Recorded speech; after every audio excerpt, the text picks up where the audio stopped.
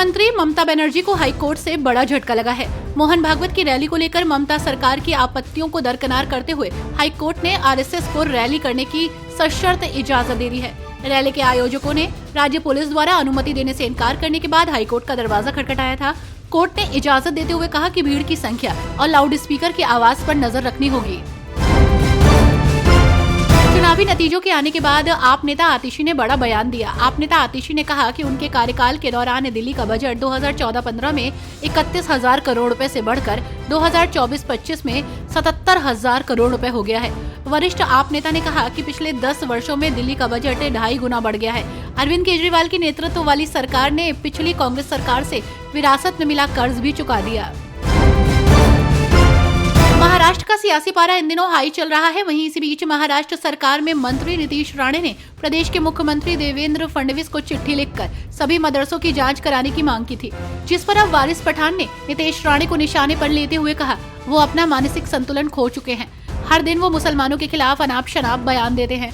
उनकी बातों को कोई भी गंभीरता से नहीं लेता। वो हमेशा 2 समुदायों को बांटने की बात करते हैं। बिहार विधानसभा चुनाव से पहले राज्य का सियासी पारा हाई चल रहा है। वहीं इसी बीच मुख्यमंत्री नीतीश कुमार ने प्रगति यात्रा के दौरान जहानाबाद में तकरीबन 200 करोड़ रुपए की विकास योजनाओं का उद्घाटन और शिलान्यास किया। उन्होंने स्वास्थ्य, शिक्षा, श्रम और परिवहन विभाग की ओर से लगाए गए स्टॉल का भी निरीक्षण किया और जीविका दीदियों से मुलाकात की। इस दौरान उन्होंने संग्रहालय भवन में पदाधिकारियों के साथ समीक्षा बैठक भी की। मध्य प्रदेश में ओबीसी को 27% आरक्षण के मुद्दे पर राजनीति तेज हो गई है।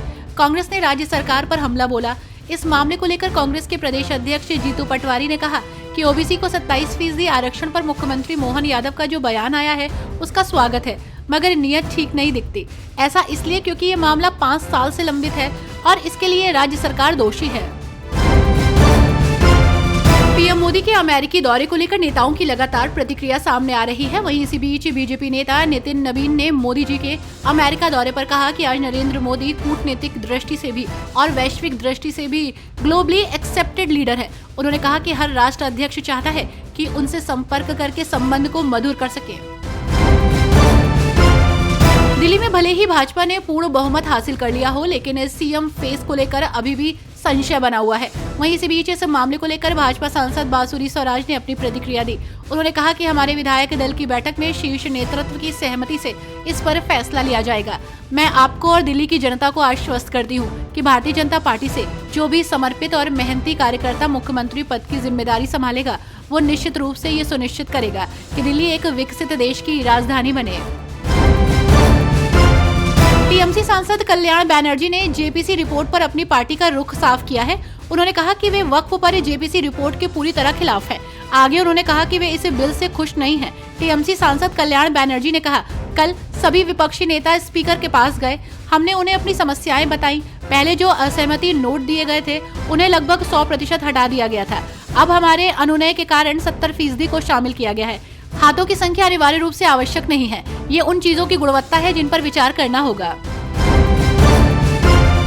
पीएम मोदी के अमेरिका दौरे को लेकर नेताओं की लगातार प्रतिक्रिया सामने आ रही है। वहीं साथ ही विपक्षी नेताओं की टिप्पणी पर भाजपा नेताओं के जवाब देने का सिलसिला भी लगातार जारी है। इस बीच बीजेपी नेता जगन्नाथ सरकार ने कहा कि दुनिया के सभी देश आज मोदी जी के साथ हैं, जबकि कांग्रेस के समय में भारत के खिलाफ थे। उन्होंने कहा ये सब मोदी जी ने बनाया है। दिल्ली में चुनाव में मिली हार के बाद आम आदमी पार्टी पुंजबा में एक्टिव नजर आ रही है। इस क्रम में मुख्यमंत्री भगवंत मान सरकार ने भ्रष्टाचार के खिलाफ बड़ा एक्शन लिया।